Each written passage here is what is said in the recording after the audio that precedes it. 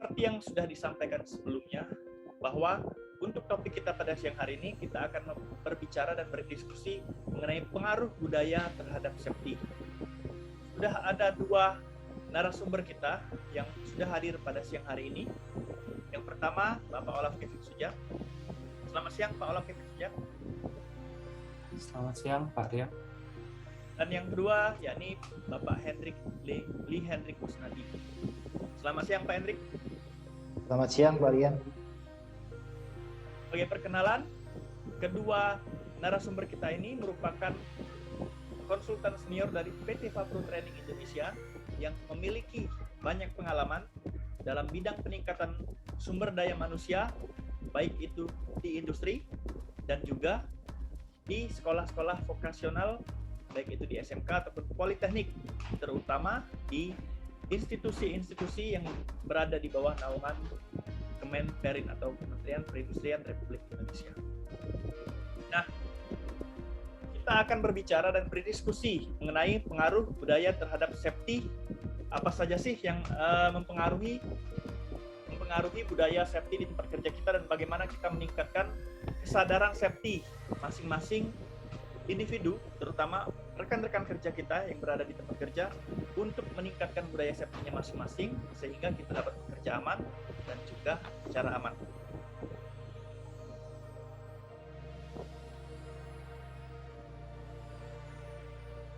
Nah, untuk yang pertama, kita akan berbicara mengenai kenapa budaya penting bagi keselamatan di perusahaan. Karena kita tahu, terutama bagi teman-teman yang bekerja di industri-industri, baik itu petrokimia maupun industri-industri yang banyak sekali resiko-resiko, mungkin itu bahaya mekanik ataupun bahaya bahan kimia. Ini memiliki resiko yang tentu tidak hanya sedikit ya, tapi juga resiko yang berbahaya yang sangat mengancam jiwa jika kita tidak peduli ataupun kita tidak concern terhadap budaya safety yang ada di tempat kerja kita. Nah, untuk yang pertama mungkin kita akan tanyakan pertama kepada Pak Olaf Kevin Sujat. Kenapa sih budaya safety itu penting bagi kita untuk kita tingkatkan dan apa pengaruhnya terhadap peningkatan safety di lingkungan kerja kita? Karena mungkin teman-teman yang sudah bergabung sini sudah terutama yang sudah bekerja pasti banyak sekali tantangan bagaimana untuk meningkatkan budaya safety, dan kita akan juga membahas bagaimana budaya-budaya apa saja sih yang tingkatan level apa saja yang ada pada lingkungan kerja kita terkait dengan budaya safety. Mungkin Pak Olaf Kevin Sujat bisa memberikan sharingnya terhadap penilaian budaya safety tempat kerja. Silakan Pak Olaf. Ya, makasih Pak Rian. Perkenalkan, jadi ini saya hari ini Olaf Kevin mau membahas sedikit mengenai budaya ya. Tadi makasih Pak Rian sudah pertanyaannya mengenai kenapa sih kok budaya itu bisa pengaruh kepada safety, keselamatan atau K3 ya, kadang sering kita sebut ya. Pertama sih kalau sebut apa, itu saya mau ngomong apa sih sebenarnya kita sebut budaya ini, apa yang dimaksud dengan budaya. Jadi budaya itu adalah bagaimana suatu grup, baik itu di perusahaan, baik itu di kepemerintahan, sekolah, atau organisasi lain apapun yang ada sekumpulan orang, itu bagaimana mereka itu bereaksi jika dihadapi terhadap suatu situasi tertentu. Dan budaya ini kadang tidak ditentukan bukan hanya terhadap logika atau teknis, tapi juga terhadap banyak dari sifat, dan sering sifat suatu kelompok itu terpengaruhi dari banyak faktor, baik dari agama, baik dari asal negara, baik yang lain. Kayak contoh aja untuk kalau kita mau saling perkenalan antara satu dengan orang lain. Kalau kita orang Indonesia mau perkenalan itu kan sebagai budayanya itu kan kita kalau ada perkenalan, misalnya perkenalkan nama saya siapa dan saya salam tangan. Tapi kalau di negara lain itu bisa berbeda. Kalau misalnya saya kayak katakan ke Jepang, orang perkenalan itu bukan dengan salaman, tapi kadang sering dengan hormat, dengan menunduk diri. Itu satu hal aktivitas yang sama, tapi dua kelompok orang yang berbeda itu bisa bereaksi dengan jauh sekali, dan itu yang dimaksud dengan budaya. Dan kalau kita ngomong budaya dan keselamatan, ini juga aslinya ada pengaruhnya. Ada yang disebut safety culture, yaitu bagaimana sih kita sebagai kelompok, baik di perusahaan atau tempat lain itu menghadapin suatu situasi yang berisiko tinggi, itu bagaimana reaksi kita kalau menghadapi situasi tersebut. Dan ini bisa beda-beda tergantung dengan safety culture apa yang kita punyain. Ada safety culture yang positif, ada safety culture yang negatif. Dan sering ini nggak tergantung bukan hanya dari bahaya apa yang kita hadapin. Banyak yang mikir kayak, kalau kita bahayanya lebih tinggi, oh ya ini belum tentu. Budaya itu dipengaruhi banyak hal. Bisa dari bagaimana orang di sekitar kita bertindak, bisa dari karena ada faktor budaya lokal, ada faktor agama, ada faktor yang lain-lain. Jadi bisa macam-macam yang mempengaruhi budaya safety kita juga. Saya ambil contoh simpel aja kayak dua industri ya. Yaitu adalah industri, kayak contohnya saya ambil contoh industri penerbangan dengan industri dengan kayak kecelakaan lalu lintas. Jadi ini kan dua-duanya transportasi ya. Tapi dua-dua ini adalah yang intinya kalau kita ngomong safety culture di Korea ini, kita kan ingin mencegah kecelakaan ya, kecelakaan pesawat ataupun kecelakaan lalu lintas. Dan kita bisa lihat dari dua ini ada bagaimana perbedaan budaya yang cukup drastis. Kalau misalnya saya ambil contoh sesamat aja ya, kalau katakan ada terjadi suatu kecelakaan pesawat, pasti dari covering dari peliputan media itu akan sangat jauh berbeda kalau ada kecelakaan pesawat dibandingkan dengan kecelakaan mobil. Dan selalu ada persepsi bahwa pesawat itu adalah suatu jenis transportasi yang risiko kematiannya itu cukup tinggi. Saya bisa kenal cukup banyak orang yang punya fobia penerbangan.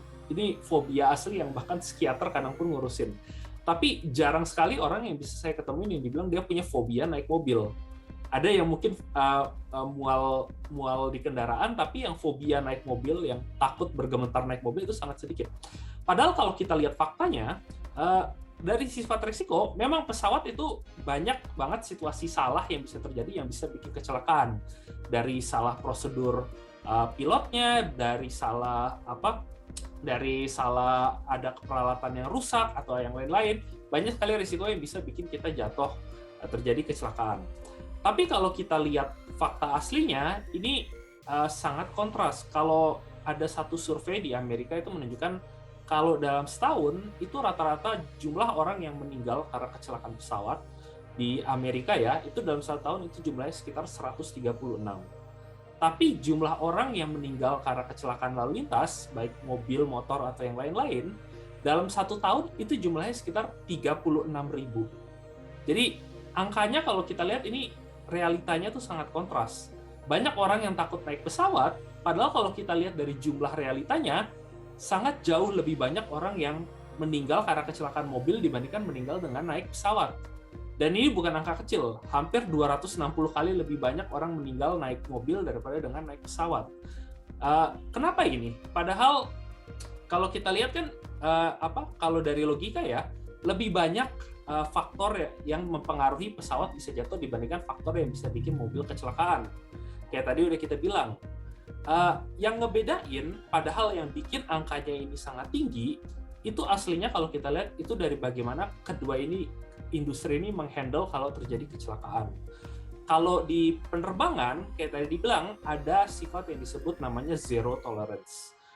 Kalau terjadi kecelakaan mobil, semua, nggak cuma media, tapi bahkan orang di industri penerbangan, dari maskapai, dari manufaktur pesawat kayak Boeing, Airbus, sampai otoritas lokal, itu akan melakukan investigasi yang mendalam. Mereka mengecek apa saja yang salah, dan mereka itu berpikir, kalau terjadi kecelakaan karena suatu alasan ini, bisa terjadi kecelakaan serupa yang terjadi di pesawat yang lain. Jadi mereka selalu melakukan yang root cause analysis atau analisa akar permasalahan, supaya bisa mencegah kejadian yang serupa terjadi. Dan ini tidak ada kalau di industri otomotif. Padahal kalau kita lihat kalau dari dan ini kenapa saya bilang faktor budaya, kalau saya lihat dari kompetensi engineer untuk yang industri penerbangan sama kompetensi industri otomotif, dua-dua engineer-nya itu sama. Mobil sekarang udah high tech, udah sama manufakturnya, prosesnya itu menggunakan standar yang tinggi sama dengan kalau membuat Boeing atau Airbus. Kalau dari sisi kapital, industri otomotif malah jauh lebih besar daripada industri penerbangan. Industri otomotif itu dalam per tahun itu omsetnya bisa puluhan miliar dolar. Sementara kalau industri penerbangan itu jauh lebih kecil omsetnya. Jadi industri mobil lebih tinggi. Jadi kapital mereka itu ada. Tapi yang membedakan seringkali itu adalah budayanya. Gimana industri penerbangan itu meng-approach kalau misalnya terjadi suatu kecelakaan. Saya misalnya ambil contoh, ada salah satu kasus ya di tahun 2015, mungkin ada teman-teman yang pernah dengar. Dulu ada kasus di Spanyol, ada sebuah pilot, jadi pilot itu terbang ngebawa pesawat di bawah maskapai Lufthansa dari Spanyol kepada Düsseldorf di Jerman. Ada di pesawat itu ada pilot dan kopilot, dan tanpa diketahui ternyata kopilotnya itu sedang dia ada gangguan mental, mengalami depresi berat, dan ada niat-niat untuk bunuh diri. Dan di tengah penerbangan, ketika pilot yang satunya keluar untuk ke kamar mandi, dia mengunci pintu kokpit dan kemudian langsung menukik, menjatuhkan pesawat karena dia ingin bunuh diri bersama dengan penumpang lainnya, dan akhirnya itu kecelakaan dan ada sekitar 140 orang lebih yang meninggal di satu kecelakaan maskapai itu. Nah, ini kecelakaan yang tragis, tapi kalau kita lihat dari sisi safety, ini adalah isu yang maksudnya bisa langsung kita analisa bahwa penyebabnya cuma satu, yaitu adalah ada terjadi suatu nggak bisa disebut human error juga, tapi juga adalah niat buruk dari pilotnya, yang ini aslinya secara kalau dari perusahaan maskapainya mereka sudah melakukan maksimal, sudah memberi pesawatnya sudah di pengecekan yang standarnya bagus, sudah training pilotnya diberi yang terbaik, tapi tetap hanya 3 hari setelah kecelakaan terjadi, Lufthansa itu maskapai yang mengalami kecelakaan, hanya 3 hari dia langsung mengubah prosedur semuanya untuk penerbangan. Mereka bilang mulai sekarang kalau misalnya penerbangan selalu minimal di kokpit selalu harus ada minimal 2 pilot, supaya kalau ada satu yang niat buruk, yang satu bisa take over, men-shutdown pilot yang satu lagi. Kalau mau pilotnya keluar kamar mandi, itu harus rotasi, jadi harus selalu ada minimal 3 pilot standby di penerbangan. Dalam 3 hari mereka bikin peraturan seperti itu. Coba bandingkan ini dengan industri otomotif atau bandingkan dengan lalu lintas yang lainnya. Kalau katakan ada situasi serupa yang terjadi, katakan ada seorang pengemudi di jalan yang dia depresi, ingin bunuh diri, terus bikin tabrakan secara sengaja, apakah akan terjadi aksi yang cepat untuk mengubah regulasi pada industri otomotif atau bahkan manufakturnya? Saya bilang itu tidak akan terjadi, dan ini yang seringkali kalaupun ada investigasi itu lebih untuk menentukan siapa yang salah atau untuk fungsi asuransi siapa yang harus kompensasi secara finansial. Beda sekali dengan industri penerbangan, karena kalau industri penerbangan maskapainya itu bahkan tanpa kewajiban dari otoritas siapapun, hanya dalam 3 hari mereka itu langsung inisiatif sendiri. Oke, kita ada masalah di sistem, kita perbaiki, kita tingkatkan. Dan itu contoh perbedaan safety culture yang di luar dari masalah teknis, di luar dari kompetensi pekerja, tapi lebih karena dari budaya mereka sebagai industri penerbangan, di mana selalu ada perkataan yang sering dipakai di industri penerbangan itu zero tolerance. Kecelakaan apapun itu tidak bisa diterima. Dan ini langsung kalau ada kecelakaan dilihat dari semua sisi, dari sisi teknologi, dari sisi pesawatnya, dari sisi prosedurnya, dari sisi orangnya. Yang sebagai contoh aja untuk baru-baru ini kayak kasus Sriwijaya Air ya, yang terjadi tahun lalu itu di Indonesia. Jadi ada terjadi kecelakaan Sriwijaya Air jatuh, itu langsung di industri penerbangan semuanya beraksi, nggak cuma di Indonesia. Di Indonesia semua langsung melihat pesawatnya itu kenapa, dan ternyata diidentifikasi itu ada masalah dari desain Boeing 737 MAX. Langsung di Indonesia otoritas semua 737 MAX diberhentikan, sama otoritas Amerika dan Boeing sampai sekarang ini masih investigasi kepada kenapa sih kok mereka bisa bikin desain yang salah. Itu adalah contoh safety culture yang baik. Saya nggak bisa bilang kalau di industri lain, kayak contohnya tadi industri otomotif, kalau terjadi kecelakaan yang serupa, apakah aksi yang sama itu bisa terjadi?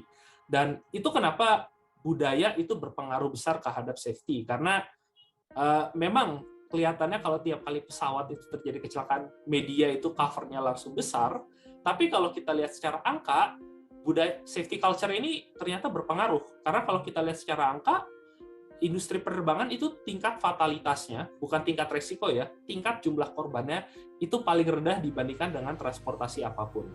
Lebih rendah dari mobil, dari kereta, bahkan dari kapal. Jadi industri penerbangan itu transportasi yang istilahnya itu kalau secara angka itu jumlah fatalitasnya paling rendah. Jadi itu pengaruh dari safety culture yang memang kadang terlihatnya overkill, tapi ternyata pengaruh ini begitu kita jatuh kepada di lapangan.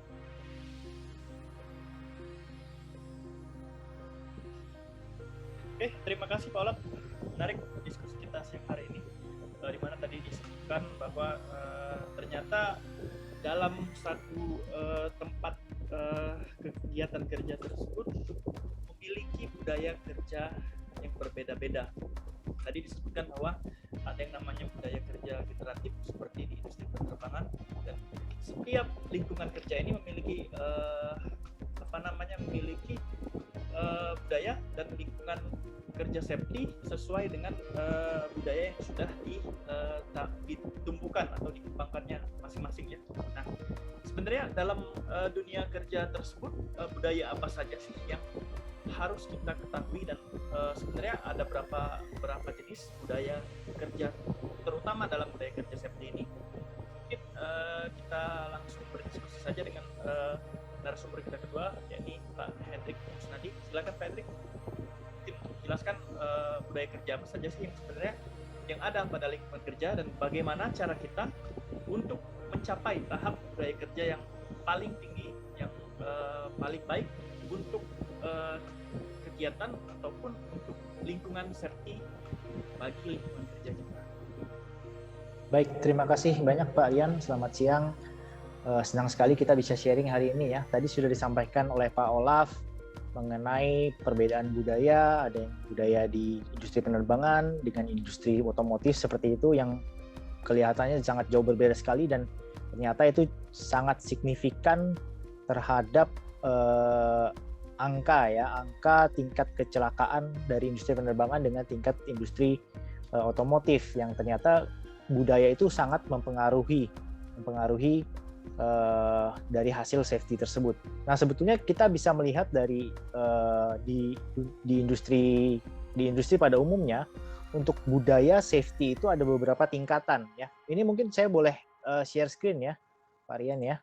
Izin saya share screen sebentar agar biar lebih mudah dilihat dan dipahami. Nah, seperti ini. Ini sebetulnya ada beberapa tingkatan budaya safety yang kita kenal yang ada di industri, ya. Jadi di sini kita lihat ada 5 tingkatan. Yang paling bawah itu adalah budaya safety yang paling jelek seperti itu ya, dan yang atas itu adalah budaya safety yang paling bagus. Nah, kita bisa lihat sebetulnya dari tingkatan-tingkatan budaya safety ini, kita bisa melihat dan kita bisa merefleksikan sendiri sebetulnya di baik diri kita sendiri maupun di lingkungan sekitar kita, di lingkungan tempat kerja kita, di lingkungan rumah tangga, di lingkungan sekitar di mana kita bekerja dan beraktivitas, itu bagaimana sih budaya safety-nya ya, misalnya di jalan atau ketika kita lagi berkendara di jalan raya, bagaimana sih budaya safety orang-orang di sekitar kita, itu bisa kita lihat dari tingkatan atau levelnya dari yang seperti ini ya, ada 5 secara umum. Kita lihat satu persatu. Yang pertama dari budaya yang paling jelek dulu, budaya pathological. Budaya pathological ini adalah budaya yang paling jelek. Kenapa? Karena di tingkat budaya ini prinsipnya itu adalah siapa yang peduli selama tidak tertangkap. Nah, ini yang mungkin dari kita sebagian besar pernah mengalami, tidak selalu ya, tapi pernah mengalami budaya ini, berada di lingkungan budaya safety yang jelek ini, yang tidak ada yang peduli selama tidak ada yang ketangkep gitu ya. Kalau bisa kita lihat di industri misalnya yang seharusnya menggunakan APD, tetapi karena tidak ada supervisornya, tidak ada atasan, tidak ada bos gitu ya, akhirnya APD-nya dilepas ya selama bekerja, yang dimana itu justru membahayakan diri kita sendiri sebetulnya ya. Tetapi kita bisa lihat selama nggak ketangkep, selama nggak ada yang melihat, selama tidak ada yang memarahi atau memberikan peringatan atau yang lain yang menangkap seperti itu, atau misalnya di jalan raya kalau nggak ada polisi, kita ya udah, kita nggak memperhatikan masalah safety, peraturan lalu lintas itu kita langgar saja, misalnya lampu merah kita langgar, tidak pakai helm dan lain sebagainya. Inilah budaya safety yang paling jelek. Jadi tidak peduli selama tidak tertangkap. Nah, di atas itu ada budaya yang masih relatif jelek, tetapi masih lebih bagus daripada budaya pathological, yaitu adalah budaya reaktif. Budaya reaktif ini adalah budaya yang diam-diam saja gitu ya, berpikir bahwa safety itu penting, kita ngomong masalah safety tapi tidak ada tindakan. Nah, tindakan ini baru diambil ketika sudah terjadi sesuatu. Jadi ini juga sering kita temukan ya di lingkungan sekitar kita, mungkin ada beberapa lokasi aktivitas kita yang memiliki budaya reaktif seperti ini. Jadi kita berucap atau berkata-kata, oh safety itu penting, saya pakai APD dan lain sebagainya, tetapi tidak ada tindakan yang real yang dilakukan ketika tidak terjadi apa-apa. Nah, begitu terjadi kecelakaan, ada yang jatuh, ada yang terluka, baru sibuk, baru mulai mencari-cari, oh salahnya siapa? Nah, ini adalah budaya yang reaktif, yang sebetulnya juga tidak diinginkan ya. Lalu kita punya budaya yang tingkat ketiga yang udah di tengah-tengah, yaitu budaya kalkulatif. Ini budaya yang sudah dalam tanda kutip oke seperti itu ya. Jadi budayanya sudah oke, tetapi masih berada di tingkat yang menengah. Ya ini standar minimum lah yang paling tidak harus kita penuhi ya. Budaya kalkulatif di mana sudah ada sistem yang untuk menangani semua jenis bahaya dan semua resiko. Artinya ada risiko, ada bahaya, tetapi sudah punya sistem untuk menanganinya. Jadi sudah ada SOP, Standard Operating Procedure, sudah ada instruksi kerja, sudah ada penyediaan alat pelindung diri, itu sudah ada. Tetapi ya sudah hanya sebatas melengkapi peraturan atau memenuhi peraturan, sudah membuat sistem yang mengikut saja seperti itu supaya safety ini dipenuhi seperti itu ya. Ini budaya kalkulatif. Lalu di atas budaya kalkulatif ada budaya yang lebih baik lagi, yaitu budaya proaktif. Ini kalau kita melihat industri multinasional sebagian besar itu sudah mencapai yang namanya budaya proaktif ini, di mana sudah ada sistem, mereka sudah punya sistem, sudah ada SOP, sudah ada instruksi kerja, sudah ada penyediaan alat pelindung diri dan lain sebagainya, tetapi masih bersikap proaktif, berusaha mencari masalah-masalah apa yang mungkin masih bisa ditemukan. Jadi apakah ada kelemahan dalam sistem, itu akan dicari. Instruksi kerja, SOP sudah ada, tapi apakah SOP tersebut betul-betul menjamin keselamatan dari pekerja? Mereka akan mereview lagi, jadi akan ada review secara reguler, secara rutin, mungkin setiap 6 bulan atau setiap tahun. Itu ada yang namanya emergency drill misalnya untuk melihat apakah ada kekurangan-kekurangan yang masih ada di dalam sistem keselamatan ya. Jadi ini adalah budaya yang proaktif yang sudah bagus sebetulnya, yang juga kita harapkan bisa ditingkatkan. Dan terakhir, budaya yang paling bagus itu adalah budaya generatif yang paling atas. Ya, budaya generatif ini secara simpelnya itu adalah kita bekerja itu adalah dengan safety. Ya, kalau istilahnya di dunia kerja atau di dunia industri adalah safety first. Kalau di Indonesia kita bilang utamakan keselamatan dan kesehatan kerja. Artinya apa? Utama, yang pertama, first. Jadi selalu dalam segala tindakan, segala aktivitas, segala pekerjaan yang kita lakukan, kita mengutamakan, menomorsatukan safety. Menomorsatukan safety. Artinya apa? Ada pekerjaan yang misalnya pekerjaan yang harus diselesaikan, pekerjaan maintenance, katakanlah ya, dalam yang harus diselesaikan hari ini misalnya, tetapi tidak bisa diselesaikan dengan aman. Ya, dalam tanda kutip, mungkin ada APD yang kurang atau ada alat yang missing gitu ya, dan tetapi deadline pekerjaannya itu harus diselesaikan hari ini. Nah, untuk budaya-budaya yang di bawah itu mungkin masih berpikir oke, kita mungkin cari alternatif bagaimana supaya pekerjaan ini tetap selesai pada hari itu. Tetapi kalau di budaya generatif, simpelnya adalah tidak aman, tidak bekerja. Ya, kalau tidak aman berarti tidak bekerja. Itu adalah budaya generatif. Kenapa? Karena budaya generatif itu memegang prinsip tidak ada pekerjaan yang begitu urgentnya, tidak ada pekerjaan yang begitu pentingnya, sampai pekerjaan itu tidak bisa dikerjakan dengan aman. Artinya apa? Apapun jenis aktivitas yang dilakukan, itu semua pasti bisa dilakukan dengan aman. ya, seaman mungkin. Itu prinsip budaya generatif.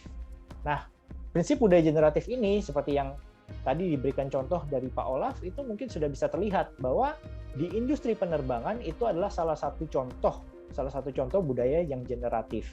Diusahakan semua aktivitas yang dilakukan itu aman. Jadi misalnya dalam industri penerbangan pernah ada kejadian seperti itu ya, ada pesawat yang sedang di maintenance, masuk ke dalam hangar gitu ya, sedang di maintenance, lalu ada inspektor yang mengaudit pekerjaan maintenance tersebut ya, masuk membawa bolpen dan clipboard seperti itu ya untuk melakukan inspeksi. Setelah selesai bolpennya hilang ya, bolpen yang mungkin harganya cuma 1.000 atau 2.000 hilang pada saat dia melakukan inspeksi. Yang terjadi adalah pesawat yang sedang di maintenance tersebut itu sama sekali tidak boleh difungsikan sampai bolpen itu ketemu. Kenapa? Kalau bolpen itu sampai nyangkut di bagian mesin atau nyangkut di bagian spare part dari pesawat tersebut, begitu pesawat itu berfungsi kemudian mengangkut penumpang, bisa terjadi kecelakaan yang fatal.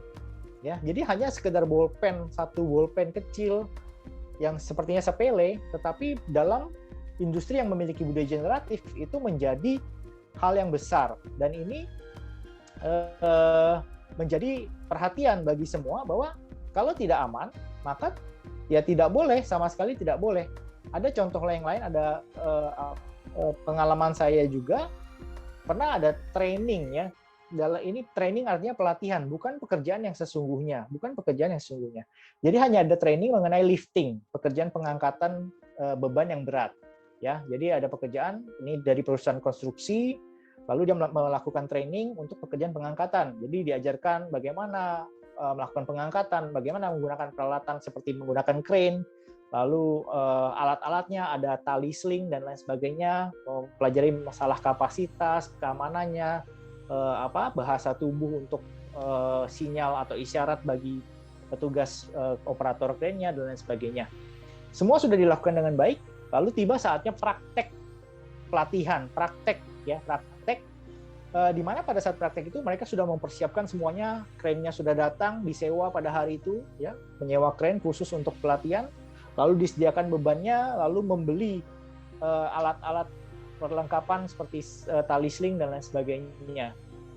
Ya, pada saat mau praktek pengangkatan, ternyata ditemukan tali sling yang dibeli itu tidak standar, artinya ada satu yang kurang, yaitu label berapa safe working load-nya atau beban aman dari tali sling tersebut tidak ditemukan, tidak ada labelnya. Jadi walaupun dari teori sudah diketahui bahwa tali sling itu tergantung warna dan dari stitch-nya ada berapa, itu bisa kelihatan bebannya berapa ton sebetulnya. Tetapi karena tidak ada label, maka tidak standar. Dan apa yang dilakukan oleh perusahaan tersebut, karena tidak standar, maka praktek yang pelatihan hari itu dibatalkan. Ya, walaupun hanya training, ingat, hanya training. Jadi itu betul-betul dibatalkan semua. Besoknya mereka mengganti dengan tali sling yang baru, yang ada standar, yang ada labelnya, ada sertifikatnya, sudah jelas berapa safe working load-nya, sehingga mereka bisa melakukan praktek pelatihan dengan aman, bukan pekerjaan sesungguhnya ya.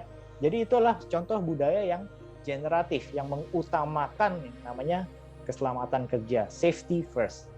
Mungkin sedikit itu sharing dari saya, Pak Rian, mengenai level-level dari tingkat budaya keselamatan yang seperti kita ketahui. Ya, terima kasih Pak Hendrik atas penjelasannya, bahwa tadi dijelaskan ya, menarik, bahwa sesungguhnya sebenarnya ada beberapa jenis budaya yang ada di tempat kerja kita terkait dengan safety, baik tadi mana yang paling buruk atau yang paling rendah itu ada budaya pathological, kemudian ada budaya reaktif, kemudian kalkulatif, dan yang terakhir atau yang paling tinggi yakni budaya yang generatif. Nah, permasalahannya jika kita masuk ke dalam dunia kerja atau ketika kita baru masuk ke dalam suatu lingkungan kerja, terkadang kita belum mengetahui nih budaya apa yang ada pada lingkungan kerja kita.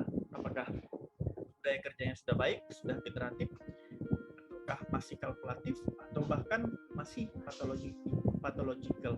Nah, ini yang terkadang menjadi pertanyaan bagi kita masing-masing, terutama kalau kita baru masuk ke lingkungan kerja yang baru. Nah, kemudian yang menjadi PR setelah itu, setelah kita awalnya kita belum mengetahui, dan kita bagaimana sih cara mengetahui untuk budaya kerja di lingkungan tempat kita bekerja. Kemudian ketika kita mengetahui, bagaimana cara kita untuk meningkatkan budaya yang mungkin yang awalnya baru reaktif kita mau kalkulatif, atau sebaliknya dari kalkulatif kita mau naik lagi ke generatif misalnya. Bagaimana cara kita untuk meningkatkan budaya kerja kita di lingkungan kerja kita, minimal di lingkungan ataupun di di tempat kita bekerja yang kita sering sehari-hari bekerja di situ. Nah, ini yang mungkin menjadi pertanyaan bagi kita masing-masing. Nah, mungkin dari Pak Hendrik atau dari Olap bisa menjelaskan bagaimana cara kita untuk meningkatkan budaya kerja di tempat kerja kita, dan bagaimana kita mengetahui posisi budaya kerja di tempat lingkungan. Silakan. Terima kasih Pak Rian.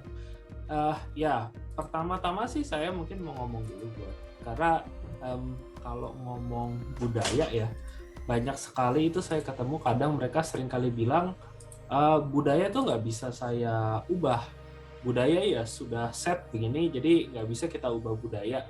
Padahal budaya itu adalah sesuatu yang selalu berubah. Kayak nggak harus kita ngomong safety aja, kehidupan sehari-hari aja budaya berbeda. Kayak kalau saya ngomong tren, saya ngomong apa, itu kan juga bagian budaya. Dan di kehidupan sehari-hari, tren tuh akan naik, akan agak turun. Dan kalau saya ngomong budaya safety, itu juga bisa kita ubah. Budaya safety dari jelek bisa kita ubah ke bagus. Dan kebalikan juga, banyak juga perusahaan yang kadang budaya safety yang bagus, kalau mereka lengah, bisa turun ke budaya safety yang jelek. Jadi ini perlu yang diperhatikan. Saya ambil contoh kalau budaya bisa berubah, itu ada salah satu kasus bagus, terkenal dulu ada kasus di industri kesehatan ya, di Amerika. Ada salah satu rumah sakit di California, Sacramento, yang dia dulu ada namanya rumah sakit Roseville, di mana mereka itu dulu di tahun 2005 itu ada dalam satu tahun itu mereka mengalami ada 11 insiden terjadinya infeksi begitu mereka kateter jantung. Jadi begitu operasi kateter jantung itu biasanya kan masukin alat untuk masukin obat ke jantung buat pasien yang ada permasalahan. Nah, itu ada risiko terjadinya infeksi. Dan dalam setahun itu mereka di 2005 ada 11 terjadinya infeksi 11 pasien yang berbeda. Begitu terjadi ini, itu pemimpin dari direksi dari rumah sakit langsung mereka mengadakan inisiatif di mana mereka melihat semua prosedur itu dan mereka rombak baik dari prosedur, dari sanitasi, kebersihan, dan penggunaan peralatan. Dan dalam satu tahun itu bisa mereka ngerombak di tahun 2005 di mana ada 11 insiden infeksi. Dalam satu tahun di 2006 itu mereka terjadi 0 infeksi untuk proses kateter jantung. Dalam satu tahun dia bisa ngubah dalam waktu secepat itu. Dan kasus terjadinya 0 jumlah infeksi ini itu berlanjut gak cuma di tahun 2006 aja, itu berlanjut hampir sekitar 7 tahun. Sampai di 2014 baru ada satu insiden lagi, di mana habis itu kemudian mereka review kembali kecelakaannya, dan habis itu juga untuk beberapa tahun ke depannya tidak terjadi infeksi lagi. Jadi ini contoh perubahan safety culture yang harusnya bisa dilakukan dengan cepat. Kenapa ini bisa dilakukan? Yang paling penting untuk awal adalah ini inisiatif yang muncul pertama dari atas. Itu yang paling efektif. Kalau manajemen inisiatifnya bagus, itu budaya akan berubah dengan paling cepat. Karena manajemen, pemimpin itu adalah orang dengan kekuatan paling besar. Jadi pemimpin itu harus yang mengarahkan budayanya mau diarahkan kemana. Kalau pemimpinnya tidak mengarahkan, yaitu budaya bisa malah mengarah ke budaya safety yang buruk. Tapi kalau pemimpin mengarahkan dengan baik, itu bisa menjadi safety culture yang positif. Dan ini adalah yang paling penting, gimana kalau kita mau ngebentuk. Itu yang dari atas. Nah, tapi gimana kalau tadi kayak kata Pak Rian, misalnya saya bukan di posisi manajemen, saya bukan di posisi pemimpin. Kalaupun kita bukan di posisi pemimpin, nggak apa-apa kita mulai dari diri kita sendiri. Karena budaya itu kita dipengaruhi sama perilaku orang lain juga. Jadi kalau kita sendiri aja belum berlaku dengan baik, orang lain juga nggak akan berlaku dengan baik. Jadi kalau kalian ingin meningkatkan budaya kerja yang positif, ya mulai dengan diri sendiri. Itu yang pertama harus dilakukan juga. Karena aksi satu orang itu mempengaruhi yang lain. Ini kalau di pandemi COVID ini kita bisa lihat.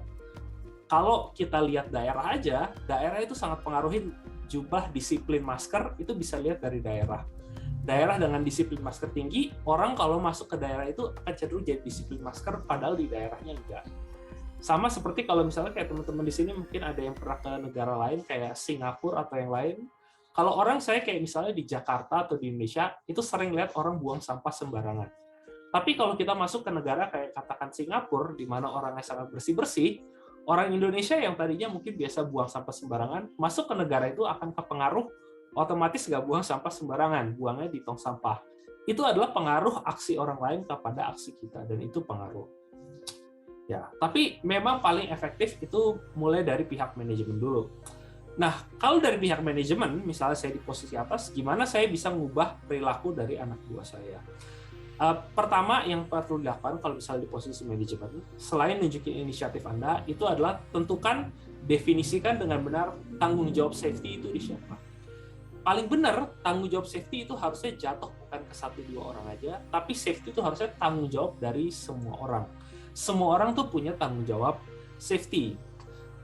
Seringkali di perusahaan, ini sering kelupaan kalau ada sudah perusahaan yang dibikin departemen bagus, prosedur yang terstruktur, sering ini kita lupakan. Banyak perusahaan, terutama saya sering ketemu kalau perusahaan itu kan biasanya ada bagian HSE atau bagian K3 ya. Saya kadang kalau ngomong ke bagian HSE K3, itu banyak yang ditanya, apa sih paling susah supaya kalau mau ningkatin performa safety? Nah, mereka bilang itu seringnya, saya di posisi HSE kadang susah, kalau saya ngobrol ke pekerja biasa, terus pekerjanya bilang ke saya, oh saya bukan bagian safety, jadi tanggung jawab safety itu bukan di saya. Nah ini sering adalah salah kiprah begitu kita bikin prosedur, karena kesannya dengan kita ada bagian HSE, tanggung jawab safety itu jatuhnya cuma di bagian HSE. Harusnya enggak. Ini penting, di secara tertulis, tuliskan bahwa safety itu adalah tanggung jawab semua. Kalau terjadi kecelakaan, yang salah tuh bukan HSE aja, tapi semua itu ada tanggung jawab yang terlibat. Kedua yang perlu kita tentukan adalah tentukan target sama inisiatif yang benar. Kalau misalnya kita mau bikin safety yang bagus. Target produksi memenuhi KPI atau yang lain itu bagus, tapi perlu diperhatikan bahwa ini realistis atau tidak. Kalau kita terlalu mengejar KPI produksi yang terlalu tinggi, seringkali seperti itu akan nurunin inisiatif orang untuk bekerja aman. Jadi pasang KPI yang realistik dan taruh bahwa indikator produksi dan indikator keselamatan itu harus ditaruhin di level yang sama. Seringkali perusahaan tuh kadang naruhin produksi di atas safety. Itu yang bikin anak buah menjadi ngambil jalan pintas. Karena pasti mereka begitu ada ke lapangan, saya bisa kerja safety tapi lebih lelet jadi miss KPI produksi, atau saya kejar produksi tinggalin safety, yang penting KPI produksi penuhin. Dan ini kalau kita taruh produksi lebih tinggi, pasti mereka ambil inisiatif produksi yang lebih tinggi. Ini kenapa kalau di perusahaan selalu paling tidak saya sarankan pasang target produksi itu buat nentuin bonus. Jadi sering kadang ada perusahaan yang bilang, oh kalau kita produksinya lebih dari berapa ton, nanti dapat bonus ekstra untuk pekerja. Jangan pasang seperti itu, karena itu akan mendorong pekerja untuk kerja cepat tapi gegabah. Pasang KPI yang lebih realistik. Kalau lebih bagus, pasang KPI untuk safety. Kalau di industri penerbangan, kadang itu KPI mereka itu lebih dari berapa hari bebas insiden. Di mana kadang bonus mereka itu ditentukan malah bukan dari seberapa cepat mereka kerja, tapi dari kayak ditentuin udah berapa hari saya kerja tanpa insiden. Dan kalau ada insiden, itu pengaruh juga terhadap kompensasi saya. Jadi itu contoh menentukan inisiatif yang benar kalau kita mau bikin budaya safety yang bagus.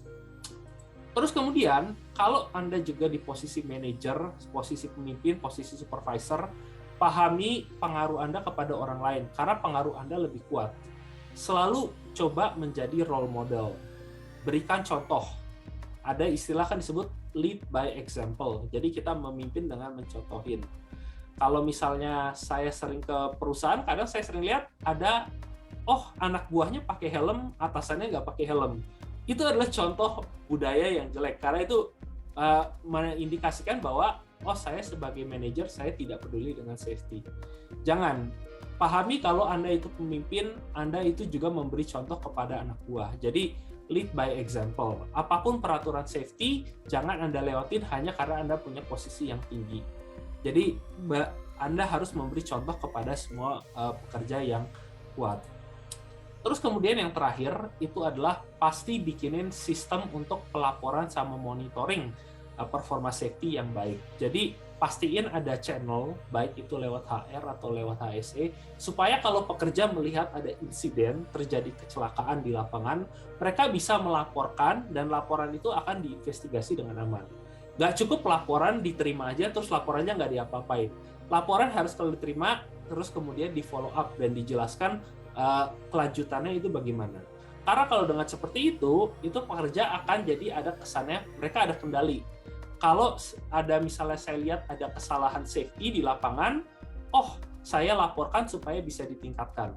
Seringkali yang bikin pekerja nggak motivasi itu kayak mereka lihat, saya ada lihat kesalahan safety di lapangan, tapi saya nggak bisa apa-apain juga. Saya nggak ada suara ke manajemen, nggak ada bisa yang lain. Jadinya saya hiraukan saja. Jadi harus bikin channel untuk komunikasi antara atas dan bawah. Ya, jadi kalau saya itu beberapa tips kalau misalnya gimana sih kita mau ngebikin budaya safety yang bagus. Oke, baik, terima kasih Pak Olam atas penjelasannya. Jadi sudah dijelaskan panjang lebar bagaimana cara kita untuk meningkatkan budaya safety di lingkungan kerja kita hingga kita bisa mengoptimalkan kebiasaan menjadi suatu budaya yang tentunya tujuan kita di mana masing-masing kita menginginkan ya kita bekerja secara aman, secara selamat, tidak ada gangguan, tidak ada insiden, dan kita bisa kembali ke keluarga dengan sehat walafiat dengan budaya generatif safety di lingkungan kerja kita. Nah, bagi teman-teman atau rekan-rekan yang sudah bergabung yang ingin berdiskusi, ingin bertanya ataupun ada pengalamannya terhadap budaya safety di tempat kerja, kami persilahkan kepada seluruh teman-teman yang sudah bergabung untuk menyampaikan diskusinya ataupun menyampaikan pertanyaannya. Bisa melalui room chat yang ada ataupun bisa langsung menyalakan video untuk berdiskusi dengan narasumber kita. Silakan kita beri ruang diskusi untuk seluruh peserta yang sudah bergabung pada saat ini. Mungkin sebelum sembari kita menunggu pertanyaan dari para peserta, ada beberapa pertanyaan nih untuk Olam dan atau juga pada Pak Hendrik. Tentunya tadi dia sudah disebutkan bagaimana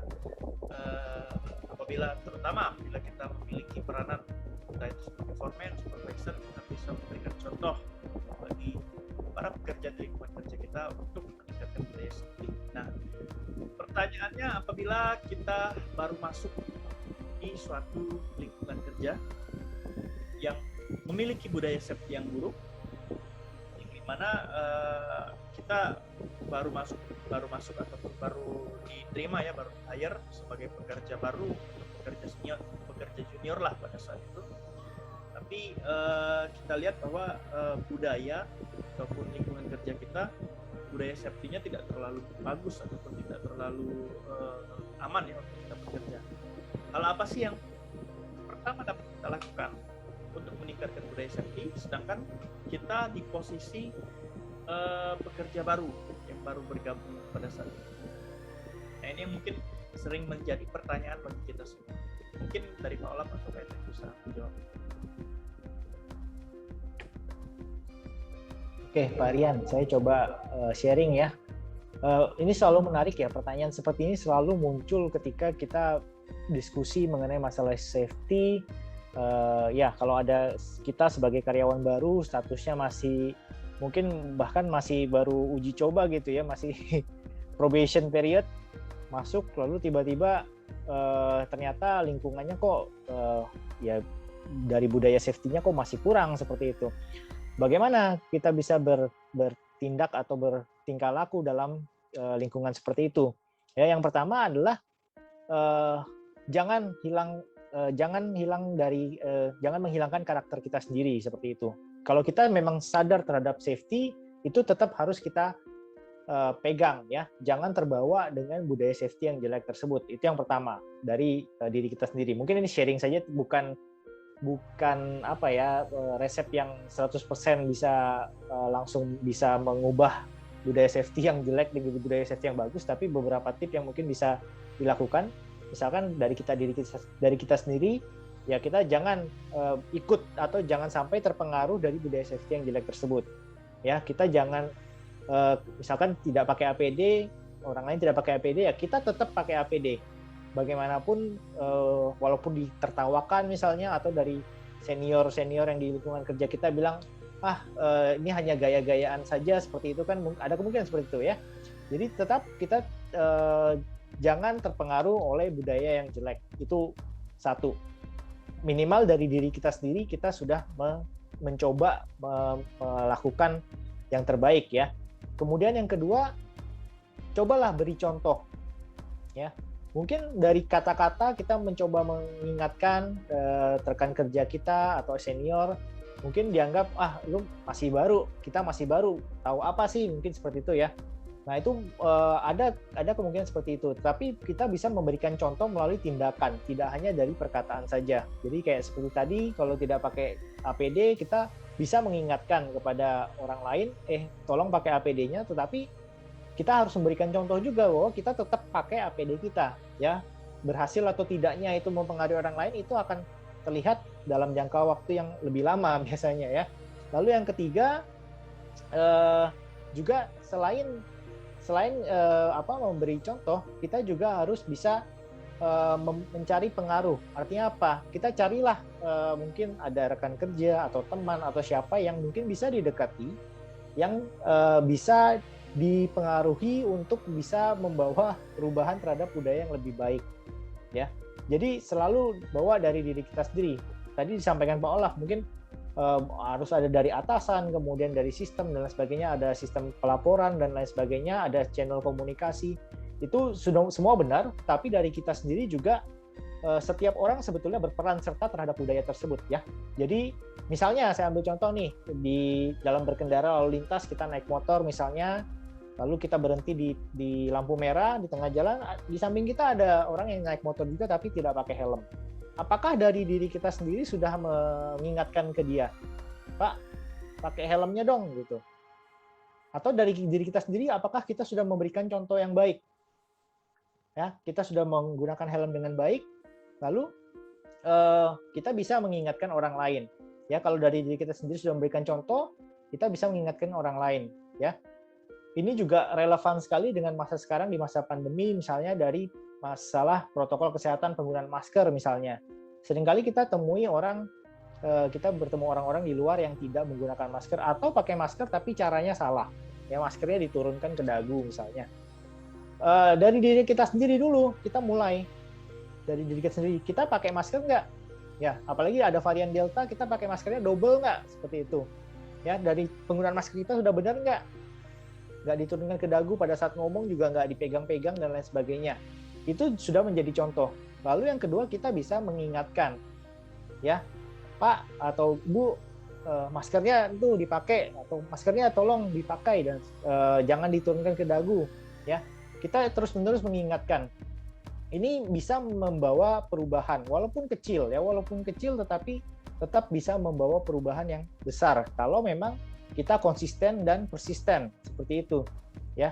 Jadi yang mungkin itu sedikit tips dari saya. Yang pertama, jangan hilang identitas diri kita sendiri. Kita tetap stay di pendirian kita bahwa safety itu penting, safety first gitu ya. Lalu kita coba bawa perubahan itu dengan memberikan contoh, mengingatkan, dan kalau bisa kita ambil atau kita pilih beberapa orang yang bisa kita pengaruhi supaya bisa bareng-bareng untuk membawa perubahan safety culture yang lebih baik.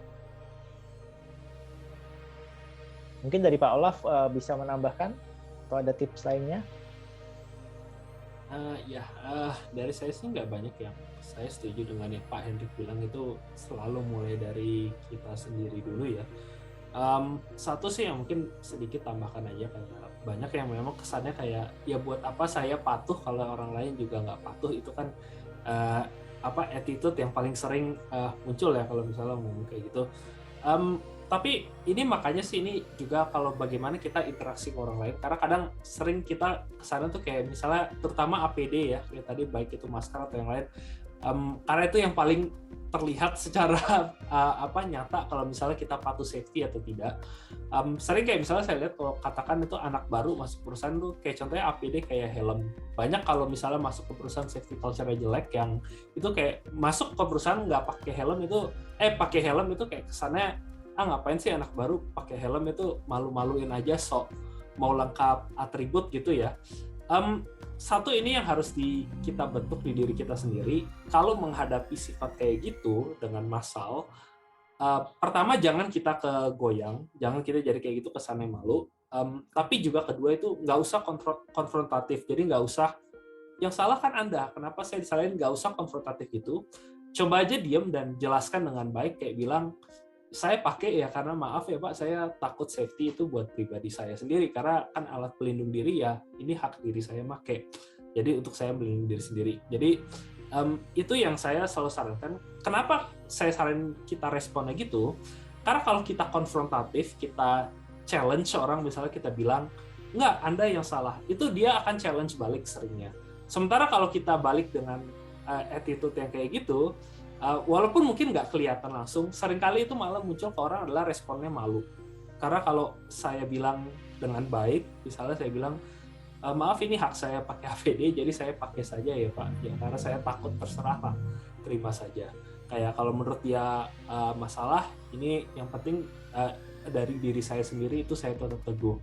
Kalau seperti itu akan menimbulkan malu, dan ini seringkali kalau kita lihat di safety, itu malah yang lebih berpengaruh terhadap bagaimana kita bisa mempengaruhi orang lain daripada kalau kita sifatnya kadang konfrontatif. Itu yang sering bisa terjadi. Jadi mungkin sih dari saya sedikit menambahkannya itu, karena memang kadang kesannya itu berat sekali, jadi saya takut ditindas karena tidak sesuai dengan yang lain. Tapi kalau kita kita pantulin aja perkataan mereka, tapi nggak kita lempar balik ke mereka, itu seringnya itu dari rasa malu itu akan mempengaruhi orang lain. Jadi itu sedikit tambahan mungkin dari saya aja.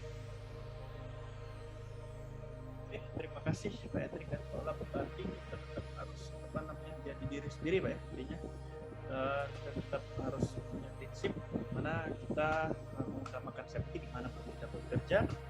Tidak peduli jika di lingkungan kerja kita budaya safety-nya kurang baik, itu tetap kalau bisa kita menjadi influencer tentang safety, terutama untuk lingkungan kerja kita masing-masing.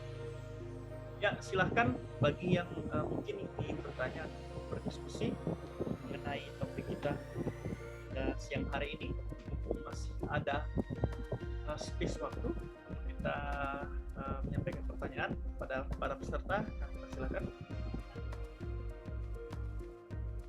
Nah, mungkin tadi berbicara tentang safety tadi, kalau misalnya kita sebagai pekerja atau karyawan baru masuk, kita bergaul ataupun kita berinteraksi langsung dengan selevel kita minimal ya, ataupun level bawahan. Nah, pertanyaannya nih Pak Hendrik dan Pak Olaf, sering kali kita temukan bahwa di lingkungan kerja ataupun di suatu lingkungan perusahaan ini memiliki kebijakan bagaimana safety ini menjadi safety first, tapi terkadang itu hanya sebuah slogan tanpa diikuti, dan parahnya biasanya ini dilakukan pelanggaran oleh para petinggi perusahaan tersebut. Bisa dibilang misalnya manajer ataupun direkturnya ketika masuk tidak menggunakan helm atau tidak menggunakan APD yang sesuai. Namun ketika para pekerjanya melakukan pelanggaran, ini biasanya dikenakan sanksi. Nah, biasanya ini mempengaruhi budaya safety yang awalnya kita memiliki prinsip untuk mengikuti peraturan perusahaan, tapi ketika kita melihat kejadian seperti itu, ini mempengaruhi mental kita. Tahu semua orang yang melihatnya, ya untuk apa saya mengikuti peraturan, untuk apa saya mengikuti peraturan yang ada, sedangkan para petinggi pun tidak mengikuti peraturan yang sudah ditetapkan. Nah, ini bagaimana tanggapannya? Mungkin dari Pak Olaf. Makasih Pak Rian. Ya itu memang sering ya, nggak cuma di safety, tapi kadang kalau kita nyebut hukum atau keadilan pun sering kan ada istilahnya ya, sebut apa kalau itu runcing ke bawah tapi tumpu ke atas kan ya. Kalau sama seperti kalau safety juga sering ini muncul ada kasus yang seperti itu. Ya kalau bagaimana kita ngerespon, tentu itu harus lihat juga dari posisi kita gimana. Kalau untuk misalnya di posisi yang junior atau yang bawah, ya itu jelas lebih susah. Tapi terutama kalau saya sendiri sebagai katakan posisi yang tinggi ya, sebagai direktur atau presiden, kalau misalnya saya lihat di perusahaan ada manajer atau supervisor saya yang berlaku seperti itu, selalu saya akan ada prinsip seperti itu adalah zero tolerance. Kalau ada pelanggaran, siapapun itu harus terkena sanksi yang sama. Nggak peduli manajer, nggak peduli bawah. Tapi kalau manajer terutama itu harus dipertanyakan. Karena dia harusnya itu berlaku sebagai role model. Dan kalau role modelnya gagal, ya itu dia berarti harus dipertimbanginnya lebih dalam lagi. Gagalnya kenapa? Jadi malah harusnya kalau menurut saya, manajer lebih dipertanyakan. Kalau masih pekerja, oke, mungkin dia belum dibimbing benar, sanksi, training ulang, habis itu saya kasih kesempatan lagi. Kalau manajer itu yang harus dipertanyakan, karena aksinya nggak mempengaruhi dia aja, tapi juga orang lain. Jadi kalau saya sih, misalnya saya di posisi lebih atas lagi, yang paling atas, itu malah saya harus lebih itu. Dan juga yang pengaruh itu adalah struktur organisasinya. Yang sering kalau struktur organisasi, terutama kalau perusahaan yang bagus sih kalau misalnya ada departemen HSE, tapi selalu kalau ada departemen HSE itu selalu dari struktur organisasi itu saya atur struktur HSE itu mirip seperti dengan kayak bagian HR atau yang lain, di mana maksudnya mereka adalah bagian independen. Di mana kalau misalnya terjadi pelanggaran, HSE itu melapornya langsung kepada manajemen paling atas. Jadi nggak melapor ke middle management atau yang lain, supaya dia tidak bisa ditekan. Kalau misalnya ada kesalahan, dia bisa mengejar sebaik mungkin. Seringkali ini bisa dilanggar, karena kadang HSE itu ditaruh secara struktur organisasi di bawah, baik itu kepala proyek, atau kepala operasi, atau kepala yang lain. Jadi supaya kalau terjadi insiden, dan yang bikin insiden itu kepala operasi atau yang lain, dia itu merasa tertekan untuk harus ngejudge bosnya yang di atasnya. Jadi kalau secara struktur itu HSE harus independen. Jadi mereka tidak terikat terhadap organisasi lain. Kalau terjadi insiden seperti ini, mereka bisa objektif. Kalau di bagian bawah, nah ini agak sedikit lebih complicated. Kalau misalnya saya melihat ini di posisi di bawah itu, jadi kalau manajer atau supervisor saya. Kalau seperti itu, pertama sih sebisa mungkin coba diomongkan, coba ditanyakan, kenapa dia seperti itu? Apakah mungkin ada nggak harus langsung lompat ke prasangka buruk, karena mungkin aja kadang manajer itu lupa, ada aja. Jadi ceroboh tuh bukan kita kadang pelanggaran safety itu bukan niat buruk, tapi seringkali karena ceroboh atau tidak tahu. Jadi coba kita ingatkan dulu, coba ada diskusi baik dengan atasan. Nggak usah langsung konfrontatif, tapi coba tanyakan, kenapa seperti ini sih Pak? Apa menurut saya ini agak nggak aman, atau kok saya agak concern? Coba diskusi seperti itu. Kalau memang itu gagal, terpaksa ya kadang sebagai Anda itu kadang harus jatuh ke pilihan sendiri. Kalau ini jatuhnya kepada risiko nyawa Anda, yaitu Anda yang harus pilih bagaimana.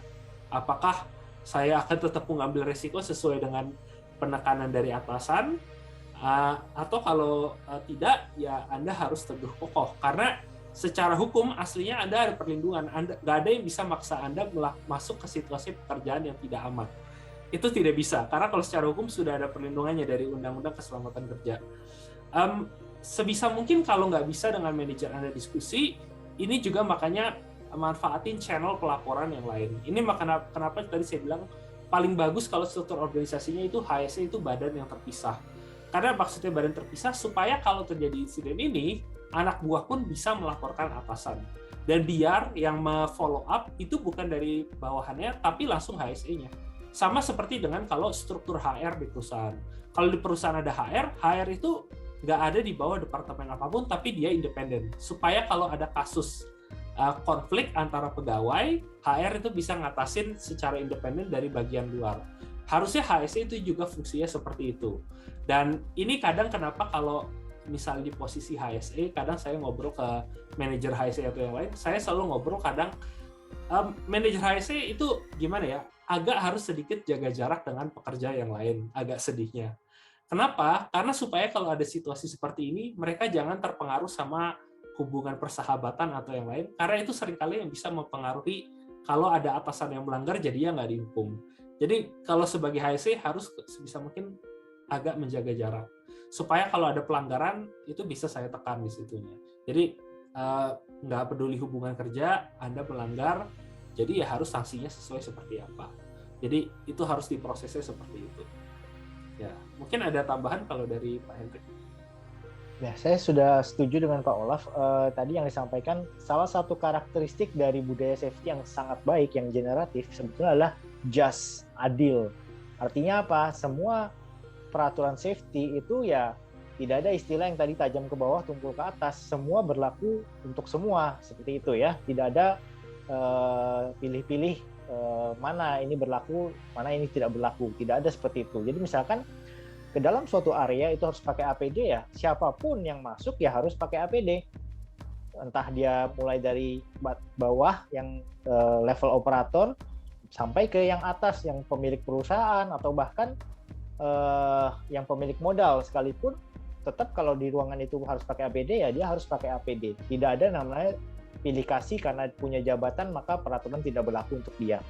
Sama halnya kalau kita lihat kan di saat sekarang COVID, protokol kesehatan itu ya juga berlaku untuk semua orang. Walaupun Bapak Presiden, Menteri, Satgas COVID itu juga semua harus mengaplikasikan protokol kesehatan yang baik. Tidak ada istilahnya yang punya jabatan atau yang punya kuasa, yang punya power itu kebal, ya seperti itu. Sama, kebal terhadap COVID, atau kalau di industri ya yang atasan ataupun yang punya jabatan manajemen itu bukan Superman, mereka tetap bisa mengalami kecelakaan kerja, ya. Jadi itu yang harus disadari, dipahami oleh semua bahwa peraturan atau K3, sistem K3 itu dibuat untuk keselamatan semua orang, sehingga ya harus dipatuhi oleh semua orang, bukan hanya oleh yang di bawah saja. Seperti itu, Pak Rian. Oke, terima kasih Pak Hendrik dan Pak Olaf. Ya, kita setuju ya untuk semua peraturan itu harusnya adil, dan mudah-mudahan dimanapun kita berada nanti kita bisa mendapatkan suatu lingkungan kerja yang paling aman dan paling nyaman buat kita bekerja, dan kita bisa setidaknya kita bisa memberikan dampak positif jadi influencer bagi penegakan peraturan safety dimanapun kita berada nanti. Oke, sampai sini mungkin dari teman-teman atau dari peserta apa ada yang ingin ditanyakan atau masih ingin didiskusikan sebelum kita tutup acara safety talk kita pada siang hari ini? Silakan. Ya, sembari diingatkan ya untuk seluruh peserta, dipersilahkan ataupun dimohon untuk mengisi link feedback yang sudah disampaikan di room chat, agar supaya kita dapat memberikan training-training atau safety talk seperti ini dengan topik-topik yang lebih teraktual lagi, terupdate, dan memberikan informasi bagi kita semua. Dan juga sedikit informasi bahwasanya jika nanti teman-teman dari peserta ini ada yang lebih ingin mendalami tentang bagaimana sih cara mempengaruhi lingkungan kerja kita untuk meningkatkan budaya kerja kita, budaya lingkungan kerja kita agar bisa mencapai budaya generatif, tekniknya apa saja, bagaimana untuk kita mempengaruhi ataupun menegakkan budaya safety yang terbaik untuk lingkungan kerja kita. Nah, Fapro menyediakan ataupun mengakomodir training behavior based safety yang akan dilaksanakan pada hari Sabtu 25 September atau minggu depan ya tepatnya, pada pukul 1 dan pukul 3, di mana teman-teman sudah bisa melihat bagaimana cara untuk register ataupun untuk pendaftaran, bisa melalui link yang ada di poster ataupun bisa teman-teman mengecek Instagram dari Fapro Indonesia.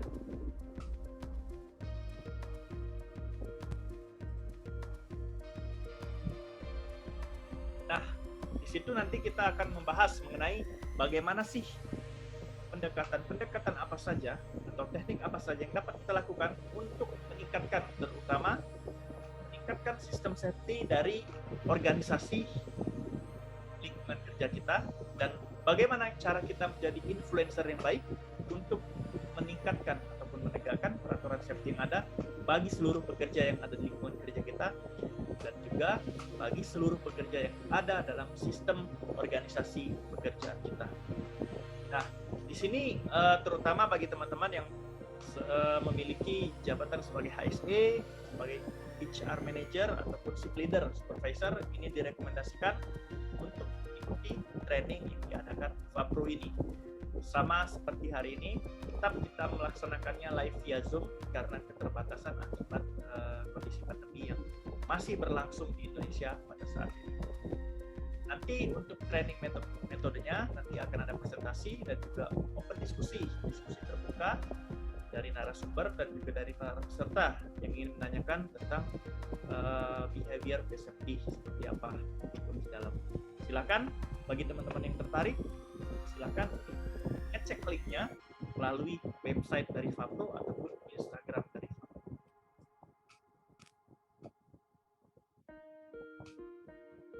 Oke, baik, terima kasih kepada teman-teman. Mungkin sudah tidak ada lagi ya yang ingin ditanyakan atau diskusi. Kami mengucapkan terima kasih sekali lagi kepada seluruh para peserta yang sudah bergabung dan join pada Safety Talk kita pada siang hari ini. Terima kasih juga kepada para narasumber kita, Pak Hendrik. Terima kasih Pak Hendrik sudah memberikan sharingnya. Terima kasih Pak Rian. Pak Olap, terima kasih banyak Pak Olap. Ya, terima kasih juga Pak Rian. Mudah-mudahan kita bisa bertemu kembali dengan topik yang lebih update, topik yang lebih fresh tentunya tentang teknologi atau tentang safety di masa yang akan datang.